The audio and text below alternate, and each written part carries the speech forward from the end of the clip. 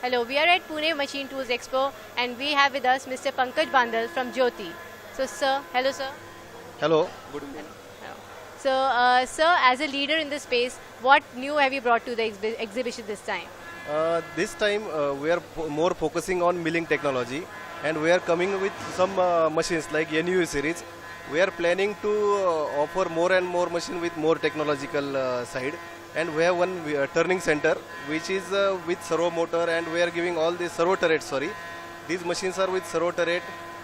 Again, we are planning to offer in future our machines with electro spindle. So we are going to forecast all these technologies in this event. So, sir, apart from automotive, what other industries are you targeting?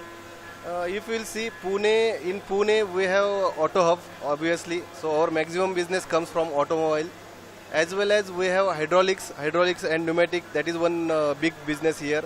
Then all industry is there. So bearing industry. So Pune is engineering, general engineering. All sectors are here. So we are getting business, but major contribution comes from Auto Hub only. So, sir, last question. As Jyoti is focusing so much on Make in India, can you just share us what initiatives you are taking to support this Make in India drive?